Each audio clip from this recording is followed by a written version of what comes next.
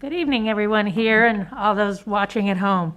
The February 9th, 2021 meeting of the Marion County School Board is called to order. Dr. Gullett, would you be so kind to read our commitment statement, please? Good evening, Madam Chair. It would be my pleasure. Thank you. We are the Marion County School District leadership team.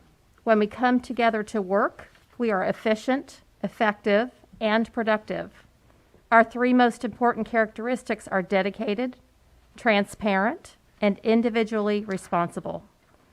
To work well together, we must demonstrate respect, confront reality, and be accountable. We will always put students first, and we will leave a legacy of success. Thank you, Dr. Gullett. For those listening to the meeting, I'm requesting that you please turn off your electronic devices or put them on vibrate. Later in the meeting, up to 30 minutes will be provided for individuals to address the board on matters concerning the operation of the Marion County school system or the school board only. Presentations to the board are limited to 5 minutes and are televised.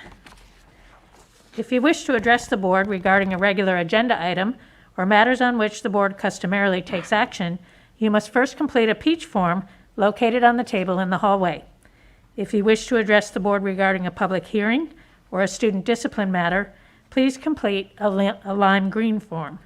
These forms must be fully completed and received by the board secretary no later than 5:40 p.m. The procedures applicable for each are on a separate sheet. Madam Secretary, please call the roll. Mrs. Allison Campbell, District 1. Here. Mrs. Beth McCall, District 2. Here. Mr. Eric Cummings, District 3. Here. Mrs. Nancy Thoreau, District 4. Here. Mrs. Kelly King, District 5. Here. Dr. Diane Gullett, Superintendent. Here. Mr. Jeremy Powers, School Board Attorney. Here. Thank you. Please come forward, Board Member Cummings, and he's going to lead us in the inspiration. Good evening, everyone. Tonight, I was asked to give us our inspiration in regards to the month of February being Black History Month. We know that this is relatively a new celebration. It started back in 1926 as a week, but I remember I was at College Park Primary School then when it switched from being a week to a month. That was in like 1976. Started by Carter G. Woodson, and it's a celebration of the achievements and the legacy of the African Americans in this country. One of the great quotes by Dr. Carter G. Woodson that I want to give tonight before we have our pledge is significance and understanding the significance of why African American History or Black History Month is necessary. He wrote, "If a race has no history, it has no worthwhile traditions. It becomes a negligible factor in the thought of the world, and it stands in danger of being exterminated." He didn't want the legacy and the traditions of the African American experience to be lost. So the significance of that is that we celebrate Black History Month. So again, let's have a great month. Get out and join in some of these celebrations as we travel around this month of February. Thank you, Board Member Cummings, for providing us that inspiration. And now we'll have Ms. Ashley Morgan, Program Coordinator for Career and Technical Education, who will introduce us and who will be leading us in the pledge tonight. Good evening. Dr. Gullett, Chair Thrower, Vice Chair King, school board members, Mr. Powers, and Mrs. Martinez-Lopez. We are fortunate to have such a strong CTE team in our district. From the school board to the classroom, we support 40 high school programs, 32 middle school programs, 139 teachers, and serve over 20,000 students each year. This year, we have over 1,000 students who will be participating in the Southeastern Youth Fair, which is going to be held from February 19th to February 27th. Agriculture is such a huge part of our community, and the Southeastern Youth Fair is a great opportunity for us to celebrate that and for us to inform our community. We always appreciate your support of our students, not only those who are participating in the Southeastern Youth Fair, but all of our students who participate in CTE programs and events throughout the year. It is my pleasure to introduce Tyler Leib from Lakeware High School and Lydia Sharp from North Marion High School, who will give us the inspiration and lead us in the pledge. Thank you. Good evening, Marion County School Board and guests. My name is Tyler Leib, and I represent Lakeware High School, FFA chapter, as well as the Southeastern Youth Fair. I've been at FFA going on 6 years, and I proudly serve as the Florida FFA District 5 President, Marion County Federation Secretary, Subdistrict 1 Chairman, Lakewood High School FFA Vice President, and as well as the Southeastern Youth Fair Ambassador. Today, I'm here to talk about the Southeastern Youth Fair, but I'm not here to talk about myself. Today, I'm here to advocate and invite you and everyone watching at home to the Southeastern Youth Fair. Now, let me give you a small sneak peek about what you'll be seeing when entering the Youth Fair. It's February 19th, and you're heading to the annual GOAT Show. The first thing you'll see is our new Ambassador Information Booth, where you'll be greeted with a big smile and a huge air hug, of course. Next, you'll be guided to the GOAT Show. Along the way, you'll smell the fresh popcorn popping, the student exhibitors getting their hair professionally done, and the always smiling, kilt-wearing, cotton candy king. Now, please do me a favor and walk through the stalling area, where you will see FFA and 4-H members getting ready for the show. Over the week, please approach a member and ask one question. Why did you choose to show an animal at the Southeastern Youth Fair? Many students begin to tell you that they are living the tradition that their parents passed down to them, while many will say that they are trying to leave a legacy for years to come. Did you know that the Southeastern Youth Fair has been operating since 1941? 81 years of community hard work and dedication. Many of our exhibitors are third, fourth, and even fifth generation ag showers at the Southeastern Youth Fair. Our special county fair is among the biggest fairs in Florida, and it truly shows with a competitive drive shown off throughout this special week. However, the youth fair might just look like a normal fair. Our fair offers a wide variety of events that sparks the interest of all the student exhibitors that participate in these events. These events include the barbecue contest, club exhibit, conservation tray, plant ID, tractor driving, home arts, photography, livestock judging, program cover design contest, and even the Farm Bureau speech contest. The Southeastern Youth Fair will always be there for the production and growth of each Marion County exhibitor. If you were born and raised in Marion County, then there is a huge chance you have shown on the legendary green shavings. These are our local bankers, elected officials, businessmen and women, and teachers. Our SEYF alumni members come back stronger and stronger each year to make sure our students continue to experience the fair to the fullest. Our fair would not be possible without the support of our 200+ volunteers that give almost 4,000 hours of their time every single year. Finally, the time has come where I'd like to personally invite you and everyone watching at home to the Southeastern Youth Fair. The fair this year will be held February the 19th through 27th. The Youth Fair Committee is taking steps to keep a safe and healthy environment at the fair this year. All sales and livestock shows will be held in the outdoor arena to allow for social distancing. The Youth Fair has made arrangements for everyone to be involved in the fair, where they'll be attending in person or virtually. Starting this year, you can go to seyfair.com and watch the show virtually, as well as bid online, so I hope you can take advantage of it. We hope to see you at the Southeastern Youth Fair, and remember, mask on, leave a legacy, and remember the tradition. Thank you. All right, thank you. Don't run away quite yet, Tyler. We're going to want to talk to you after the pledge. May you all please stand for the pledge. I pledge allegiance to the flag of the United States of America and to the republic for which it stands, one nation, under God, indivisible, with liberty and justice for all. Thank you. I don't know about the rest of you, but just listening to you, Tyler, I'm even more excited than usual about Thank the you. Southeastern Youth Fair, and I'm almost over there not being any animals here tonight. Yes, thank That's you. the best part. Thank you. No, seriously, best of luck to you, and what are you showing or competing in? Yes, ma'am. So this year I have a market hog at the Southeastern Youth Fair, and I also have a state fair pig that's going to be showing this Friday, Saturday, and Sunday coming up. And I'm also competing in the Farm Bureau speech contest. Excellent, excellent. Yeah, Wow. I could tell. Yes, you're getting all practiced up for that. Yes, Well, ma'am. best of luck to you. Thank you. And Tyler, I just want to say, it's good. You almost sold me a hawk just then. But no, I encourage everyone to get out there because we actually bought a hawk last year. My fraternity bought a hawk from a student from Dunellen, and some good eating. So, Oh, yes, sir. so you're doing well. You're doing well. I love the way you sold that because really, I'll probably go out there this year and see what I can do too. Thank you. And thank you for the packet. I always look forward to that. What are you showing, young lady? I have many of my own heifers, and I'm also showing a club hog this year.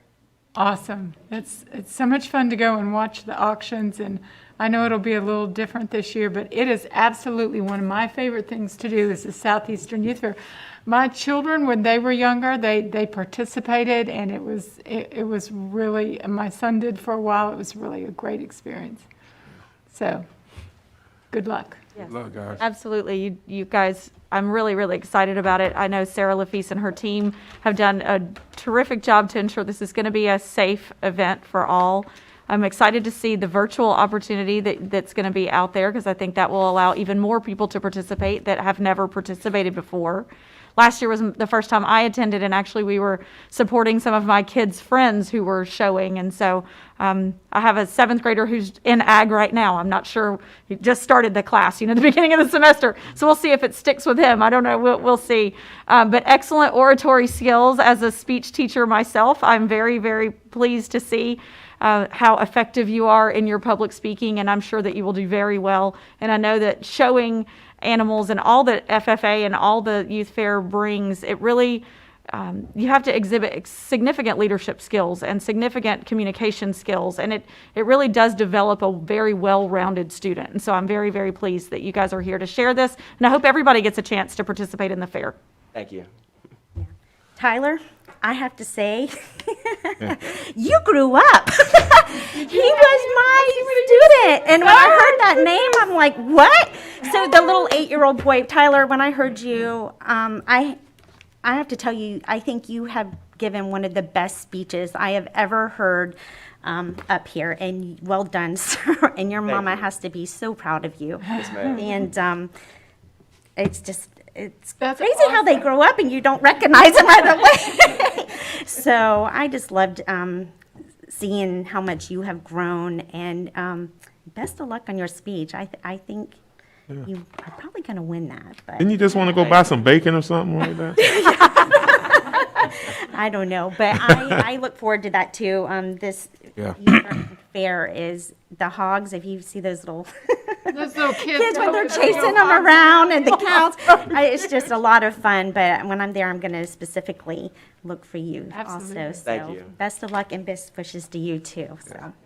Yes. Have fun, Lydia and Tyler, and thanks for coming before us tonight. We really enjoy these moments, so. You're welcome. It was amazing. Thank you. You're amazing. Yes, Thank you. thank you.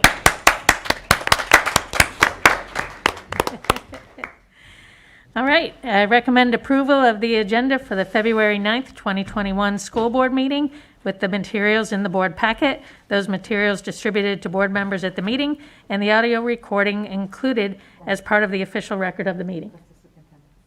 I'm so sorry, I just jumped right in. You're ambitious today. May I have a motion on the superintendent's by way of the chair's recommendation? Moved by Cummings, second by King. All those in favor? Aye. Aye. Those opposed, like sign. Motion passes unanimously.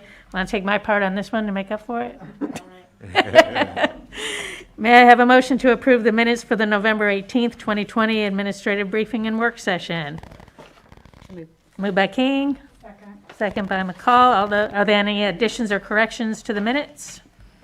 Seeing none, all those in favor say aye. Aye. Those opposed, like sign. Motion passes unanimously. May I have a motion to approve the minutes for the December 8th, 2020 school board meeting? So moved. Moved by Campbell, second by McCall. Are there any additions or corrections to the minutes? Seeing none, all those in favor say aye. Aye. Those opposed, like sign. Motion passes unanimously. All right, moving on to persons requesting to address the board. I will now ask the school board's attorney to explain the rules governing persons who wish to address the school board tonight. Thank you. Attorney Powers.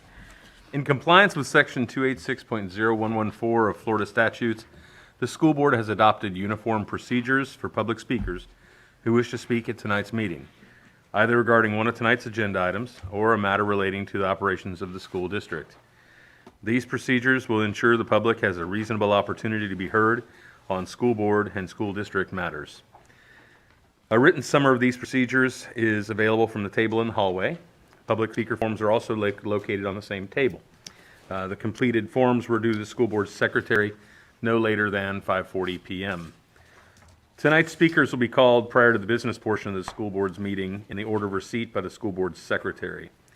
Before you begin speaking, please state your full name, address for the record, and spell your last name. Each speaker will have 5 minutes of time.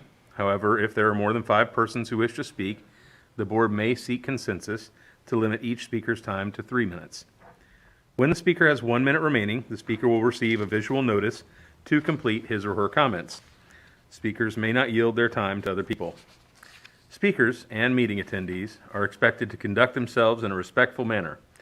Therefore, verbal attacks and profanity are strictly prohibited.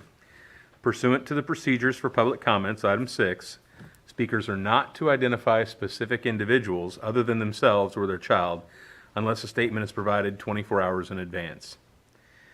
If there are matters dealing with student discipline, including expulsions, they'll be scheduled at the conclusion of the televised portion of this meeting. Parents may address the board regarding a discipline matter at that time. To ensure student privacy, only a parent or guardian may use a student's first or last name. Identifying references to or identification of other students and/or their families are also strictly prohibited. Thank you for your attention to the board's requirements. Madam Chair, that concludes my explanatory remarks. Thank you, Attorney Powers. Ms. Martinez-Lopez, do we have any speakers this evening? Yes. Ms. Tracy Chin. Good evening. Hello. My name is Tracy Chin, spelled Chinn. I live at 3931 Southeast 52nd Street, Ocala, Florida. Good evening, board members and Superintendent Gollett. I'm the daughter of 2 teachers who taught in Marion County for over 30 years. My husband is a teacher, and I am a 22-year veteran instructor in Marion County. I've dedicated my professional life to our school district and the children of Marion, so I feel I have a good handle on what is going on in education. I want to talk to you tonight about a topic of great concern that the MEA and the members of the instructional bargaining unit share: evaluations, both teacher and student. And while I realize that we may be beholden to those in Tallahassee for much of the student side, the stakeholders testing, high stakes testing, we can control how we rate our dedicated instructional staff. We are in the 2nd year of a pandemic that has altered the way everyone learns and works. Our students and teachers have had to adapt to learning and working conditions unthinkable just a year ago. Our students and staff are trying their best to meet these challenges. Last year, given the circumstances, the state waived the evaluation process for teachers. They did that for a reason. And I would argue, what has really changed? Yes, we have opened our schools and welcomed our children back, but given the reality of the ongoing situation, we should have discussions about how we are evaluating our teachers, and for that matter, our students. How can we accurately gauge the effectiveness of our educators at a time like this? Let me be clear. We should be held accountable, but we also should recognize the current times and how that should factor into one's evaluation. Why? Because evaluations determine compensation and employment, and they follow a teacher forever. We have a mutually agreed upon evaluation process here in Marion, negotiated by the MEA and the district. However, this process never imagined what we are going through today. For that reason, it deserves to be reevaluated and tweaked where necessary. All one must do is take a look at the weekly COVID report published by the district. Dozens of staff and hundreds of children seemingly each week are out as a result of quarantine or diagnosis. How, in good faith, can we not take this into consideration when rating the effectiveness of our teachers? Classrooms across the county experienced disruption as the norm this year. Teachers, especially veterans of the system like myself, are still angered over the outcome of negotiations earlier in the year. The district and the MEA are in a unique position that we can hold our staff accountable while at the same time recognizing the current state of the unknown that presents itself daily in our classrooms. The MEA has reached out to the district on several occasions this year, starting back in September, receiving little more than lip service regarding teacher evaluations. The issue is not going to go away. We are not going to stop. We are not going to let it go away. It is time that both parties sit down and do what is in the best interest of our teachers and members of the instructional staff. Teachers hear you say at each board meeting how much you appreciate what we do and know how hard we are working. Instead of using your words, I'm asking you today to show us. Every teacher is crying out, treat us fairly, hold us harmless in these unprecedented times, and make needed changes to the evaluation system. So far, it has fallen on deaf ears. Hear me tonight. Get with Mark Avery, the MEA, the evaluation committee, and make this change possible. Thank you. Thank you, Ms. Chin. That's it? That's it? Okay. May I have a motion to approve consent agenda items C 6.1 through C 21.2? So moved. Moved by McCall, second by Cummings. All those in favor say aye. Aye. Those opposed, like sign. Motion passes unanimously. May I have a motion to approve the following cash or tangible donations that have a total value of $12,500? I think we do it at the end, because at the end, so you Oh, read did it, I get- and we do it at the very end. It looks like we are at the very end. No, you read we could, I just noticed in the past we've done it twice, so we either do it now or we do it at the end. And then you get the motion at the end. I'm sorry? You get the Oh, read it first? Okay. Oh, I understand now what you're saying. Okay. Then we'll need to change the writing, because I think that's what I see. Question mark, yeah. Right. Okay. $2,500 to Bellevue Middle School from their business partner, Dr. Jones Orthodontics, via the Public Education Foundation of Marion County. $2,500 to Evergreen Elementary School from their business partner, Ocala Electric Utility, via the Public Education Foundation of Marion County. $2,500 to Oak Crest School from their business partner, Ocala Marion County Association of Realtors, via the Public Education Foundation of Marion County. $1,000 to Lake Weir High School from Ocala Outreach Foundation. $2,500 to Madison Street Elementary School from their business partner, Dr. Jones Orthodontics, via the Public Education Foundation of Marion County. Classroom set of Pocket Lab sensors valued at $1,500 to Madison Street Elementary School from donorschoose.org. May I have a motion? So moved. Moved by King. Second. Second by McCall. Is there any discussion? All those in favor say aye. Aye. Those opposed, like sign. Motion passes unanimously. Let's see, how about Ms. King? You can thank our fantastic donors tonight. I will thank our fantastic donors tonight.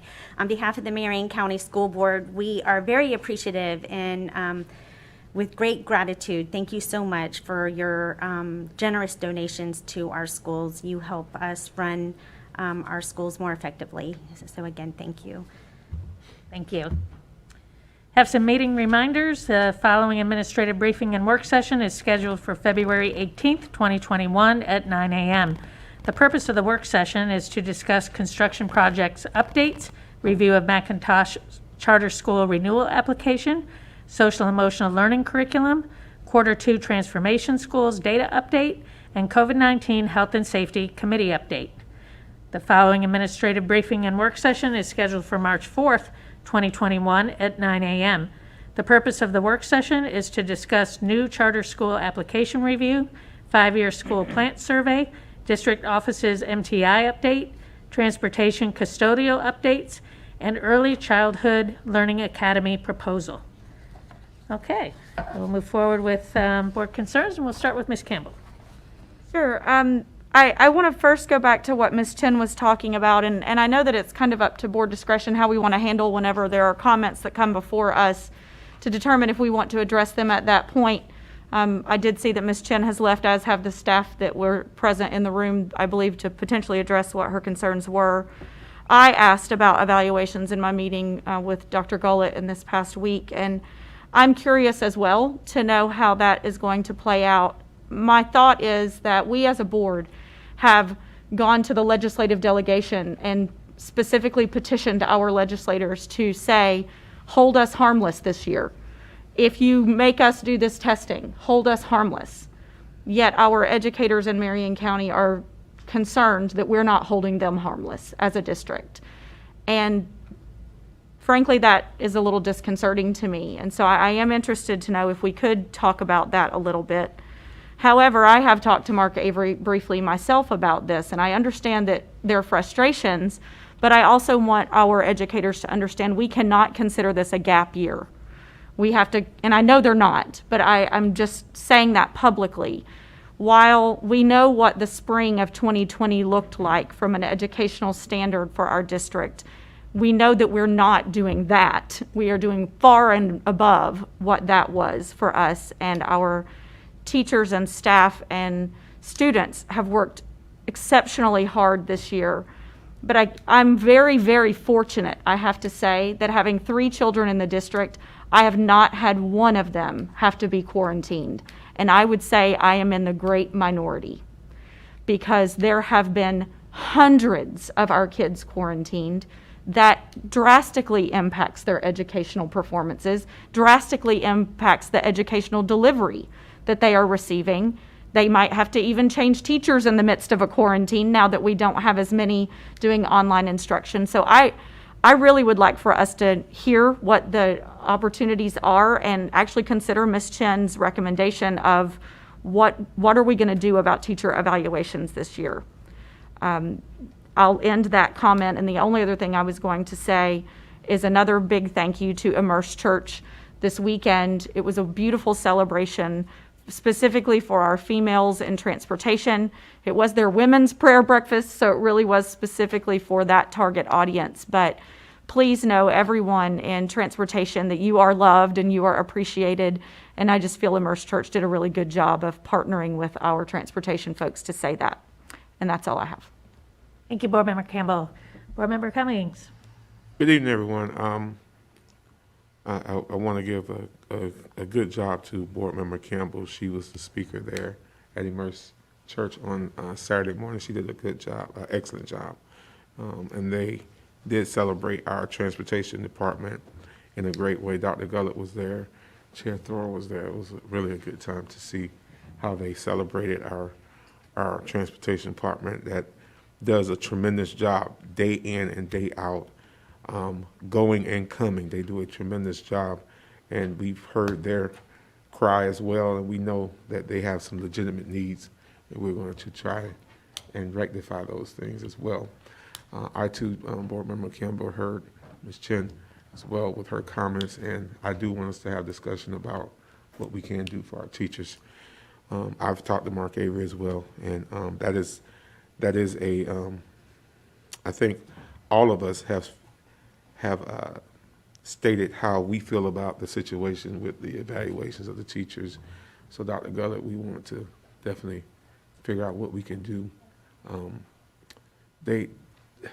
All of our staff, teachers, paras, everybody have gone over and beyond this year.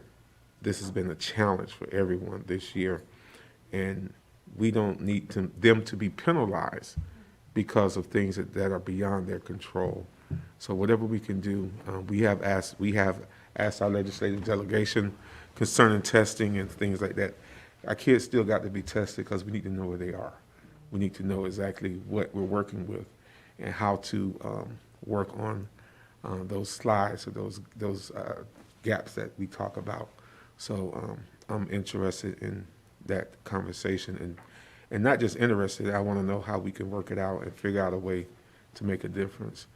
One of the things that keep, and I'm moving to the next thing, one of the things that keep coming up to, I'm being asked is, what are we going to do for these kids that are not doing well this year? How are we going to handle them as far as academics? Are we implementing some type of plans or some type of schools? So I'm looking forward to that discussion. I think it's coming up in a work session in the very near future. So community, please stay tuned because I'm sure that we're working on something that's going to help our kids. It's been tough, so we need to just come with an open mind and figure out what we need to do because our kids are a commodity that we need to make sure that we take care of. We have to take care of them. And then parents, as a side note, I've gotten several calls concerning things that happen on social media. And let me say this because I've talked to others and tried to guide them on how to deal with it. If something happens on social media, kid to kid on social media, it's not the school's jurisdiction to handle those things if it happens on social media. I want to encourage them that, yes, those two kids may go to the same school, but it's not the school's jurisdiction to monitor that social media account, and they need to reach out to law enforcement if it's to the point of harassment or bullying or something of that nature. Please let us know so that we're aware of the situation and maybe we can try to talk to the SROs, but some things are beyond the school's jurisdiction. So parents, I don't want you to think that our staff is being insensitive when they tell you that they can't police a social media page, especially when it's not. If it didn't happen on campus, if it happened on campus, you can see it's on campus, that's different. But if it's something that happens in the community, you may have to call law enforcement. I hate to say that, but it is what it is. And then also, with this COVID-19 year, we have been, Ms. Campbell so eloquently said it, that we've had interruption after interruption after interruption after interruption. And some of these kids are going on their fourth and fifth interruptions, and it has been challenging, extremely challenging. I had the opportunity recently to witness the vaccination process at the mall. And I know that our staff got vaccinations, some of our staff got vaccinations last week through emergency management. I want to encourage them that it's a process. I know some people are asking us, what are we doing as a board to ensure that our kids are going to get vaccinations, and what are we going to do to make sure that all of our staff get vaccinations? We sent a letter to the governor's office requesting that all of our staff be considered as essential workers, because they are essential workers and they would get the vaccinations. We don't make that determination. That comes from the governor's office. And so I'm praying that eventually we will get them in the very, very near future, and that our staff will get vaccinated, our students will get vaccinated, and we can stop the interruptions. Because until we get that, get it in the system and get some type of immunity with our school district, we're going to continue to have the interruptions. So the thing I want to encourage our parents, our staff, our students is don't get lax now. I say that all the time, and I know it sounds like I'm just being redundant for nothing, but for no reason. However, we have to stay vigilant, because when we have outbreaks, when we have groups of things, this is not the time of the year to just get lax. We want them to be safe. We want them to be safe so they can have the prom, so they can have the graduations and the different things that we're working on. But if there's groups of people that are not being safe and responsible now, it makes our job extremely difficult. So I want to encourage them to not get lax. We're getting closer to the finish line, but we got a long way to go. So those are my comments for tonight. Thank you, Board Member Cummings. And on the topic of teacher evaluations, it also leads me to think about MESP, who are represented, IUPAT, who are represented, at different times throughout different meetings. We've all made comments at one point or another how different of a year this is, and therefore it only makes sense. And we've all expressed this concern at different times. How can we hold anyone accountable in the same ways that we've done in the past? It just doesn't make any sense, really. So it being a negotiated item, I'm feeling pretty confident that Dr. Gullett and Ms. Oliver are going to bring a plan to us. You're seeing the same things that we're seeing, hearing the same things that we're hearing. We're all doing all we can to support our employees, and I can understand their sense of urgency and wanting to know now. However, this does remind me a little bit of the whole conversation about the raises. We have to have all the information first. And I think a clear example of that is last year, the state waived all of the evaluations, for students and testing. And so they've got some things going on up there that Board Member McCall has been keeping us up to date on. So it's not that we're not concerned. We definitely support a conversation and being very real. I think I've said this multiple times. When people start complaining about, oh, well, my kid might not be able to go to prom and may not be able to have these typical milestones in the same typical ways. Yeah, it's because there's a pandemic and it's very inconvenient and it's very disruptive. And so it just doesn't make any sense to me to do anything at this point in a business as usual kind of way. We want to keep our options open. We want to hear from everybody, and we want to come up with something that makes sense and acknowledges the times. So I think it's a great time for Dr. Gullett to share what she's got on her mind, and we'll keep going. Thank you, Madam Chair. So yes, we understand and fully respect that this is a challenging time. I think we've all said that, and know that the evaluation committee has met and will continue to meet and look at this. We have a couple factors. One that Chair Thrower has already mentioned, and waiting for what the state will say. For the teachers, we have the instructional practice score, and that's the part I think really that the teachers speak about and what's in our hands. And so there has been a proposal brought forward. We fully intend and recognize we want to treat our employees with grace and compassion, and know that this is a very challenging time. So that work is still underway, and you will see that shortly, but they're still working through that. We don't have any answers yet, and we're trying to be mindful of all of our employees and what that means. And so part of it is waiting for the state component, and then the other part is working through the instructional practice for our teachers and looking at all employees. So work is still underway, and we'll be bringing that to you shortly. Thank you very much. And do you have other comments you'd like to share right now, or? Would you like me to finish? Might as well. Wonderful, thank you, Madam Chair, members of the board. Okay, Thank you. The other I would like to just mention the work sessions. Yes, for the students that are struggling, we will be bringing up in upcoming work sessions some plans for spring and for summer. We already have some of those underway, so you'll see those shortly when we do a discussion of our data. And in our communities, being very creative and how do we meet the needs of those students. We know that this is going to be a long-term effort, but those gaps are already beginning to widen quite a bit, especially for students that are just coming back to us right now. So you will see some of that in upcoming work sessions, what spring looks like and summer, and that's why there's been somewhat of a delay in summer. We needed to take our time to be really diligent and think a little differently this year and how do we meet the needs of those students. So that's coming up. And then I too want to thank Pastor Tuggerson, the Immersed Church. It was really a wonderful celebration, again, of our employees, and especially this one in transportation.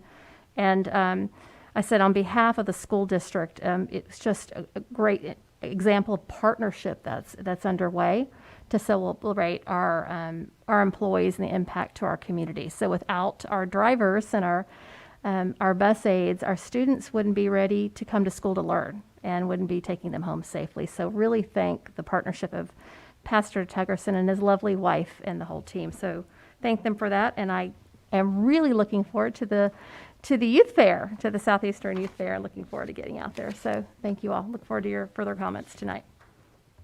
Thank you, Dr. Gullett. Ms. McCall? Thank you, Chair Thrower. I too have complete confidence in Dr. Gullett and her leadership team, working with the evaluation team, that they will be compassionate, they will be fair. And so I look forward to that workshop and conversation. I am in continuous contact with our legislators, and they are all feeling exactly like we are, that yes, we must have the assessment to know where our children are, but it should be a hold harmless. We still don't know what that looks like, but I do believe that is conversation in Tallahassee that they do understand. You know, I am so very thankful that we are back in school. We've got a lot of challenges. We have a lot of interruptions. But there are states where their children are still not back in the classroom. And so their gaps will even be wider. So I am thankful. I know that our teachers and our paras and our bus drivers and our food service, everybody that's working, custodial, it is a difficult time. We are learning a new way of work. We are learning a new way of socialization. We are learning a lot of new things that, not all of them bad. I think some of the things that we're learning we can carry forward. But it has been an incredibly stressful year, not knowing if they'll be in the classroom tomorrow because of contact tracing, not knowing if they'll be quarantined once, twice, or 3 times. So we do understand and we do hear you. And your legislators also hear you.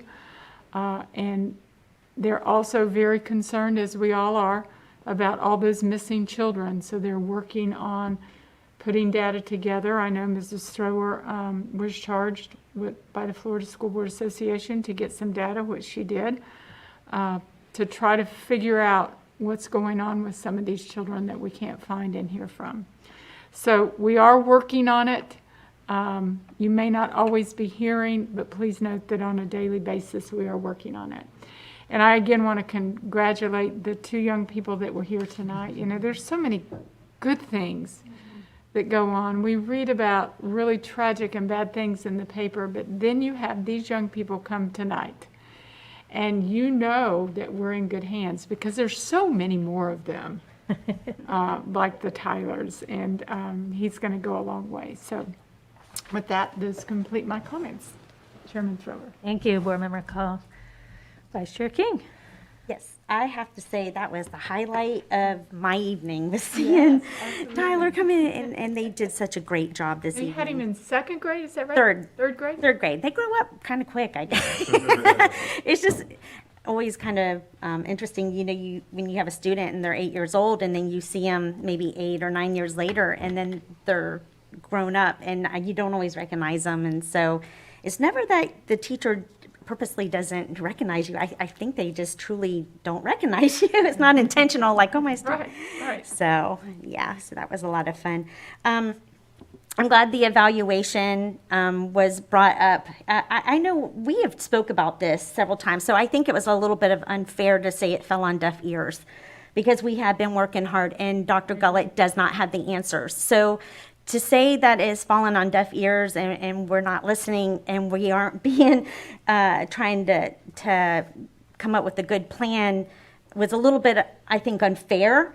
Because I know Dr. Gullett and her team and us as a board have been working on that. So maybe there is a type of a communication gap. I don't know where it is. Maybe, I don't know how we could do a better job with that. Maybe contacting teachers directly rather than going through MEA to be our carrier. That might be helpful. And I heard one more thing tonight, and it wasn't even tonight, it's been other nights, and I understand that there's still some contention about the pay raise. It wasn't exactly what they wanted, and they say that we constantly say nice things. And I, as a board member, am going to continually say nice things about each and every one of our employees that are here, because you guys show up since August when you didn't have to, and I will always recognize that. And so if you say that they're empty words, I am here to tell you that they're not empty, and I truly mean it when I say it. And that's all I really have this evening. Thank you, Vice Chair King. Yeah, there's just a lot that everybody's going through, and I've noticed a little bit of a boiling point lately, here and there. I mean, we're all just pretty sick of this, and, I think about the messaging that will need to be around any type of hold harmless, for students, because it's very important for students to continue to give us the best that they can. There's going to be retention decisions that will have to be made. So any day in school, I hope this board has been clear week after week, any day in school is an opportunity and also an obligation, to do your best. And that is something that the board supports 100%. And to be quote unquote accused of saying too many nice things, I'll take that. It means the world to me personally to see our district do well. It's the culmination of my career, to be up here, and I want nothing more than to be part of the leadership that gets us through this, gets us to the other side, begins to come up with creative ways to really get the resources to the folks that are doing the day-to-day work. And I look forward to the day when folks come forward and say, you know what, it was rough, but we got through it together. And we see it now, and I feel like the community sees it now. Immerse Church is a great example. They could support anything they wanted to, but for their assignment, they chose us. They chose our employees with Marion County Public Schools, and transportation. Everyone has struggled, but transportation was really struggling, especially there for a few weeks. And they stepped in, and they lifted all of us up. And they didn't have to do that, but they did it. And I think that the isolation that we've all gone through has almost made us not want to be isolated anymore. And a couple times I've said, well, you hate to say anything good about a pandemic because there's nothing good about it, but there can be beneficial offshoots of it, consequences and results. And I think this is one of those things that, when you go through a crisis, you either collapse or you come together. And I think that we have come together in many, many ways. And I just look forward to that continuing. Another example I have was I had a wonderful time of fellowship with some community leaders just this past Friday, talking about a little bit about Howard Academy, the old Howard Elementary School. I'm not even sure what to call it, because if you went to school there in elementary school, it's Howard Elementary. If you went there when you were older. Or if you taught there. Yes, or if you taught there, like Board Member McCall did. But anyway, the district has already committed to fixing the infrastructure, so to speak, and making it a safe building to inhabit. So that's great. But the next step is the visioning piece, and what do we want to really see that and to be, and what, even more importantly, does the community want to see it as? And I was reminded during my time with some folks that it was some years ago now, and one person has retired and another one has moved on to Gainesville, but there was some very vibrant programs, going on at that site in the not too distant past.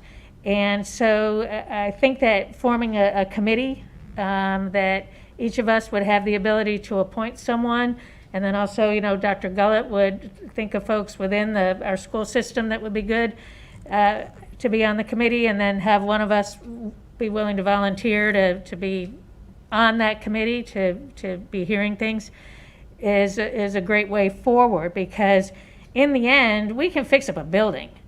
but it's the community that is going to utilize it. So we really need their input, I feel, on a lot of this. And so I just want to put that out there to everyone and see what the rest of the board thinks and Dr. Gullett, and then start putting something together. So, I love that idea. all right, All in. great. And I had actually kind of started talking to some folk about that same aspect, so that Dr. Gullett and the district would have real community input from some of the stakeholders Yes. that are going to want to make sure that that situation is resolved and that we do have some great programming coming out of that school. It is still a school because we have some BPK stuff going on over there as well in one part of it. So it's a great community resource that we just have to figure out how we want to do what we want to do with it. So. Yep, yeah. Yeah, it's just it's a very exciting opportunity because you just have this spot, and then, with all kinds of options. Ms. McCall? Oh, I'm totally for it. I mean, I'm thinking about some of the community activities that could go on there, that went on there right after it was closed as a school, and there were a lot of activities that went on there. Even on Saturdays, there were things that went on. So I think there's opportunity. It's a tremendous site to feed people. It's a tremendous site for tutoring and mentoring. It's a tremendous site for community meetings. There's just a lot that can go on there because it has gone on there before and it was very successful. But I will say, it does take the community buying into it and owning it, because it's their community center.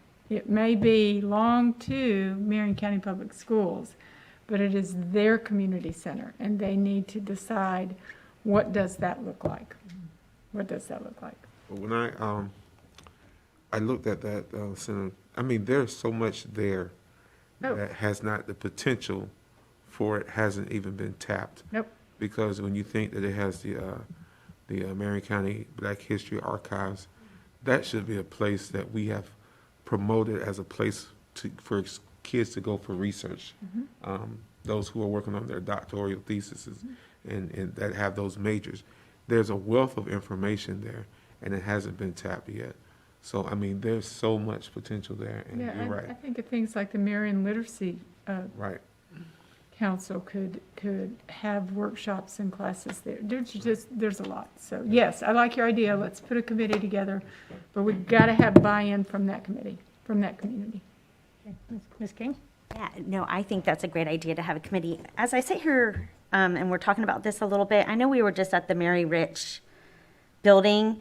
So I'm kind of curious, as we're looking about moving forward, there's the financial side that's thinking, okay, we need to keep that in mind, because that looks like it's going to be a wonderful and elaborate building that's going to be used for probably some of the things we might be doing. So whenever we're putting our committees and think about moving forward, I want us to keep that in mind too. So we're not going to have two really nice buildings and one being underutilized. That's what came to my mind. But yeah, I think that's a great idea. And there is some stuff in there. So that's all I have about that. Dr. Gullett, your thoughts? Thank you, Madam Chair, members of the board. Absolutely support the committee. I think it's a fantastic idea. I understand that this has great legacy in this community, and I've been there and to see the museum and everything that it offers the community. So anything that I can do and my team can do to support this, absolutely would love the opportunity to do that.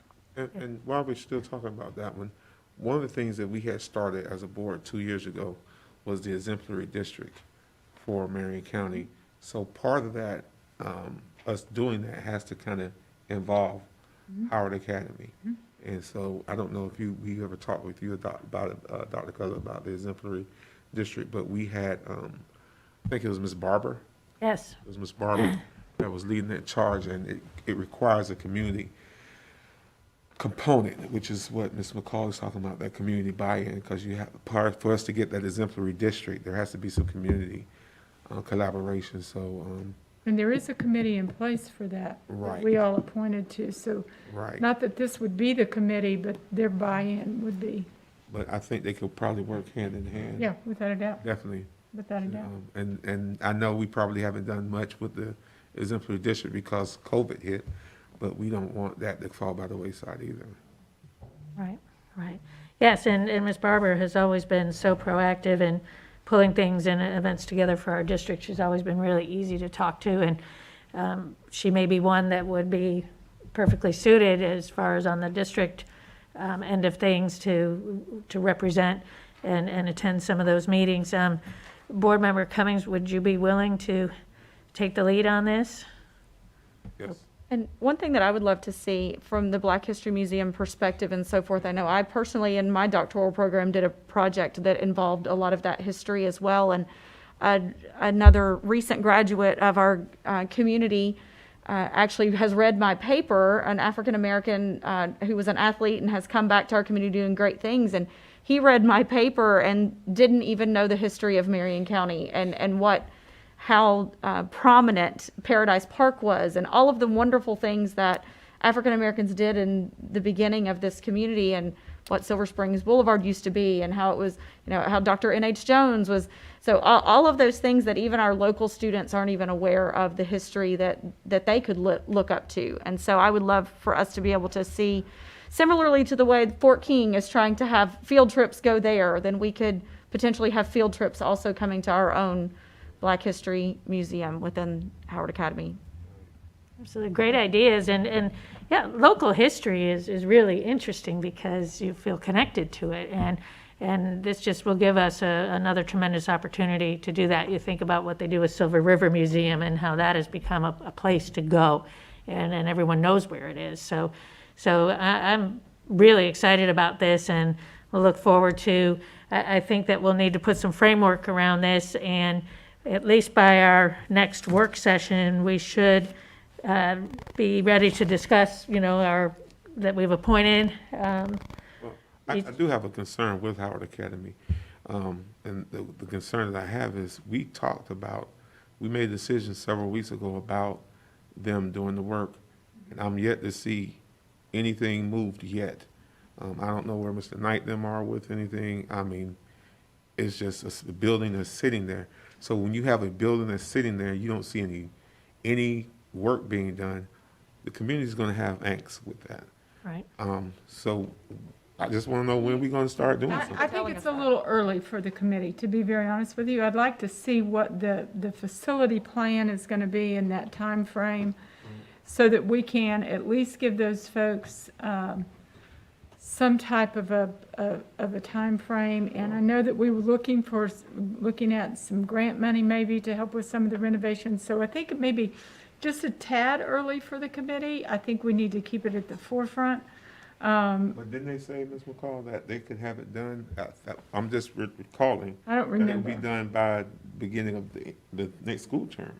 So if that's the case, Oh, okay. yeah, I if don't. that's the case, I haven't seen anything. I was just there last week, and Maybe that we are missing a component, and that's Mr. Knight to answer these questions. So maybe you could call him tomorrow or something, because I don't want to accuse him of something. Yeah, I don't want No, I people wanna- to get- So, yeah, I don't want the community to think we're not yeah. acting on it. So there could be a good reason, like maybe they're ordering supplies or something. I don't know. Right. And I'm not accusing them of anything. Okay. Where we at. Yes. Come back and give us an update so that, because you guys won't get the questions, I'm gonna get the questions. Yeah. And I got to be able to I got to tell the truth. So, Madam Chair, members of the board, and Board Member Cummings, absolutely. We'll provide an update at the next meeting. I do know, and I know we've had conversation about this, that I've received a couple of calls. The community has said, absolutely, the board, thank you, board, supported this moving forward, and so the team knows that. I don't have an updated status of where they are, but Mr. Knight could certainly provide that to the board.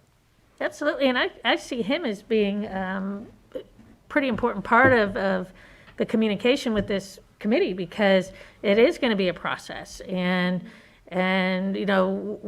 that's where all the visioning is. I've been in that building a number of times, but I haven't looked at it through the eyes of, okay, can something be phased in to begin to use it as soon as possible, or will we wait to, do a big opening? All of that is out there, and that's what makes starting a project so exciting.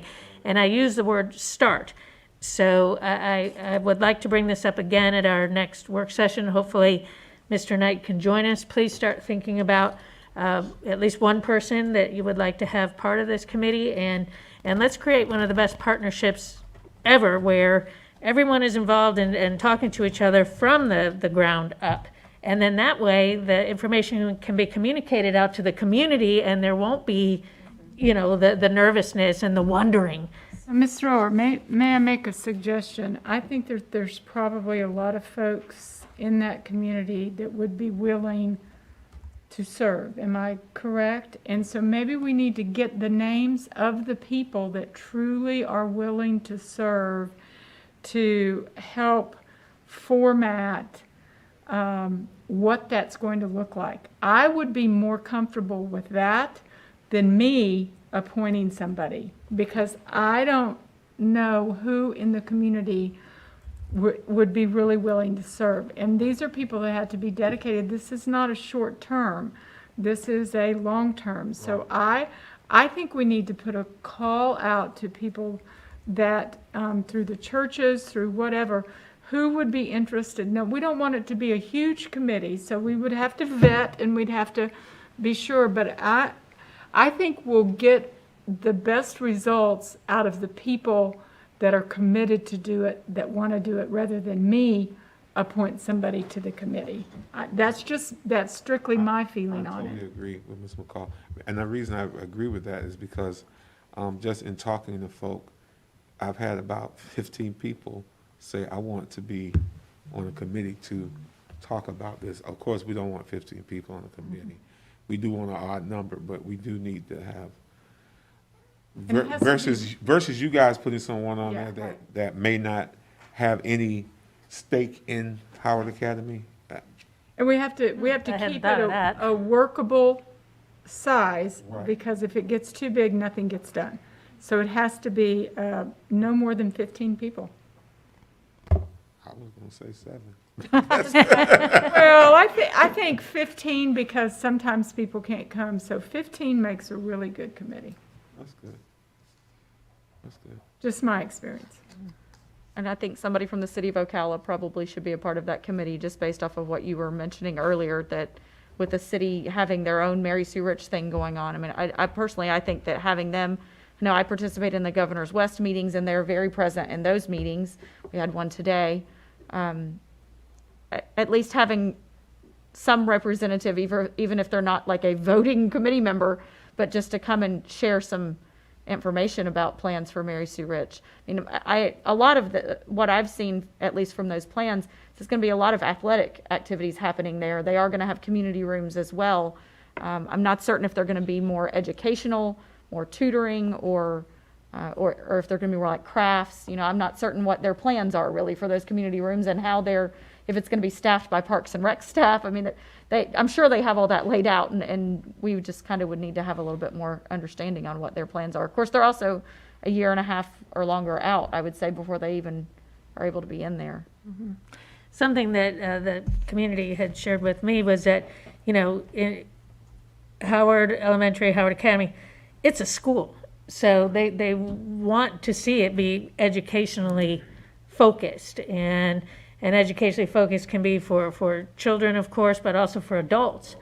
When I thought about us appointing someone, I agree we want to have a cross-section of people, but we also want to make sure that we're hearing the people that have been coming to us. I've gotten those phone calls too, and the outreach, and maybe, some of us have, more than others. But I just don't want to drag our feet on this either.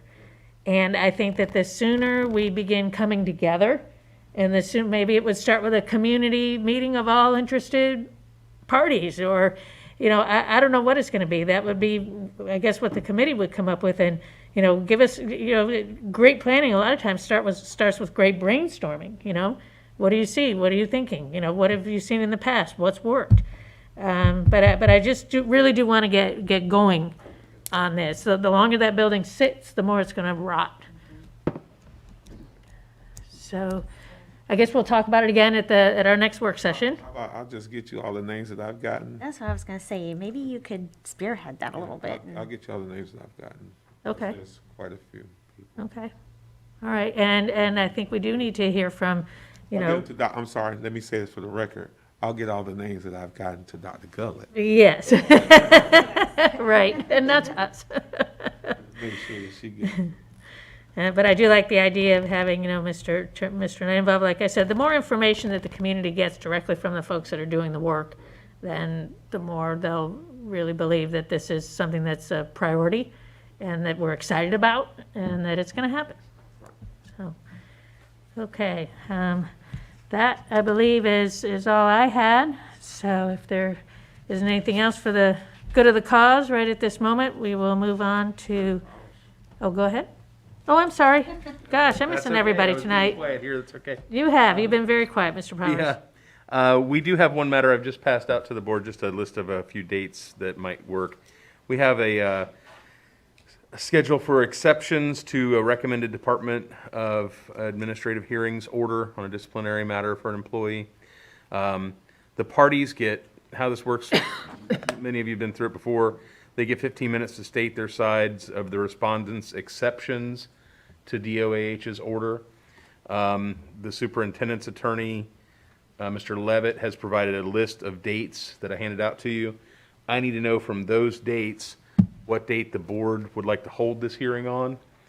Once the date's selected, I will prepare a notice of hearing for the chair to sign and have my staff secure a court reporter. So is the hearing going to, they each get like 15 minutes or something, right? Each side gets 15 minutes, and then if there is Then any we deliberation deliberate. or discussion or anything like that, so. So that's a long day. What I'm looking at, you got 9 to 1? Is that weird? Are you saying any No. time between those times? Correct, yes. Okay, That is the availability. okay. I was thinking 9 to 1, long day. No, I don't. I'm open any of I those don't days. believe that the intention is for it to take a 4-hour session. I'm open any of those days. I cannot do March 3rd, but the others I can. I cannot do March 3rd or 5th. Okay. And my preference would be to do February 24th, and let's just, you know, let's get it done, keep moving. And I can do from 8 to 10 that morning on the February 24th. 24. The superintendent isn't available. She's It is. I'm available sorry, 9 to 10. Okay. I'm sorry. I'm available 9 to 10. Oh, did I pass out one too many? I thought I had one. There's for one right here. superintendent. I didn't know if it was for Kevin or if it was for. My apologies. So what if it takes longer than an hour? I'm just telling you, it has taken longer than an hour before. We need to be able to plan accordingly. I mean, that's. So So the if Ms. second is Camp, completely out? The second is completely out, correct? Yeah, those other 3 dates are hard for me. Ms. Campbell, you're only free till 10 o'clock that day? I was gonna go on a school visit at 10:30, but I You can may just have to. reschedule that Yeah. if it happens. So 9 o'clock, February 24th. Yeah. Can we start at 8? Dr. Gullett can't start at 8. Dr. Gullett can start at 8, okay. Madam Chair, members of the board, I can start at 8. I had a FADS meeting, but I'll let them know I have board business. Pretty important. No. Yeah, no. no, I that's think- important. I think a school visit, schools are open Yeah. daily. No, I mean, I was going Yeah. to the White House. It was a special scheduled event but it's fine. I'll go in March. It's fine. Yeah. I Yeah, think- fast is, you need to be there Yes. fast. So let's do 9, let's schedule 9 o'clock until we're done. Yep. Everybody more or less okay with that? Good for you, Dr. Gullett?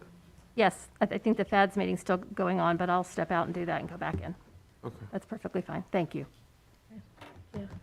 Also, at the direction of the members of the board at our agenda review, I have begun preparing, though I have not finalized preparing, some information regarding the city council's recent passing of the fire services assessment, right, because it depends whether you call it assessment, fees, tax, and the proposals for the remainder of this year and also for next year, based on the square footages of buildings. I've been in contact with Mr. Knight as of today, even regarding that, and we do have, through the Florida Inventory Schoolhouses Fish database, we have a very accurate assessment of exactly what types of buildings we have, what square footages each are, and that is all reported within, because we aren't assessed ad valorem taxes, and this fee or this assessment was expected to go into the ad valorem tax bill, so we would get a bill saying we owe 0 in ad valorem tax, and then something in fire service fees based on, or fire service assessments based on that. One of my questions was whether the intention is for this to apply to governmental entities, including the school board, and that is apparently the intention of the ordinance and intention of the Nobody's exempt. assessment. So I am going to research more about this issue, and I will bring it before the board.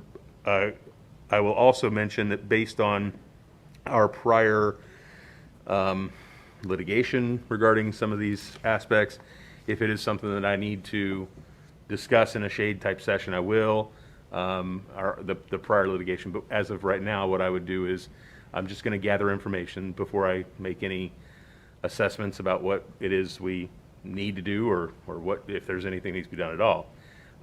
Make sure that I have all of our information straight.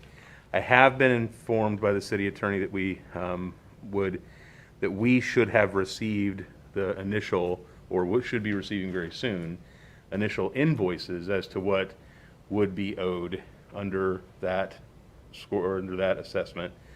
And so we can compare that to data that Mr. Knight has to find out if those are accurate comparisons. And then I can begin the discussions of whether or not that, or begin research as to how these things apply to us and what I need to do next. Okay. Okay? Okay. So, but at this point, I just need to stress that I don't have enough full information. There was a public hearing on January 19th, but after that, we don't, once it's, the proposed rates have been set, there's square footage rates, there's available on the public, on the city's public website, but the proposed rates for, there's proposed rate for initial bill, which they did indicate to me is a little misleading compared to proposed rates for fiscal year 2020, 2021, because the city council has specifically stated its intention not to increase, even though that advertises an increase. However, obviously we've gone a number of years without paying certain fees, assessments, and I had some discussions about that with Mr. Knight, also Ms. Boston Ellis, and I'll make sure that everybody who needs to give me information and I need to get information from, and whom I might be able to research information for them, is involved in that effort. Because they're going to be based on individual property addresses, those bills could be going to schools or going to technical services buildings or anywhere else. Those bills may not just all be coming here to, so it's possible they are going to various locations. And if you're following the news, there is a very extensive article about it in the Ocala Gazette on Friday, and there was also an article about it this morning with the first lawsuit filed against the city about it. So, And that and those I think had to do with the residential assessments and how they assess the residences, whether it's a large building, small building, or whether it's it's not based on square footage. I believe it's just based on the actual fact that it is a residence, which means right. Carlton Arms was what the suit was about, because they actually had multiple units. Mm-hmm. And each one is assessed separately. And the article in the Ocala Gazette on Friday was a little clearer because it really did encompass the nonprofits that are impacted. And I believe the city attorney was quoted all of the different populations. And I think he may have even said the word schools. I need to read the quote again, but understanding that was the city's intention. So I'll be researching, looking into it, and finding out and gathering information and trying to also provide information to to the people, Mr. Knight, Ms. Boston Ellis, as I get it, and collecting things back so that I can report back to the board. Thank you. Thank you very much, Attorney Powers. I appreciate all your due diligence on this, and it sounds like it's going to be a little bit messy for probably quite a while. Thank you. Ms. Martinez Lopez. Do you have anything? I'm good, thank you. Okay. Thanks. All right. Before addressing expulsion matters, I wish to acknowledge that board members have received the alternative placement lists for students through January 20th, 2021. Ms. Martinez Lopez, are there any parents who have submitted a timely request to speak on their child's disciplinary matter? No, Madam Chair. Okay, thank you. May I have a motion to approve the expulsion of student JD 21-023, JD 21-024, JD 21-025, JD 21-026, JD 21-027, JD 21-028, JD 21-29, JD 21-30, JD 21-302, and JD 21-304 with educational services for the remainder of the 2021 school year and the first semester of the 2021-2022 school year. May I have a motion? So moved. Moved by Ms. McCall, second by King. Is there any discussion? Seeing none, all those in favor say aye. Aye. Those opposed, like sign. Motion passes 5-0. There being no further business, may I have a motion to adjourn? So move. Moved by Cummings, seconded by King. All those in favor say aye. Aye. Motion passes unanimously. The meeting is adjourned at 6:47 PM.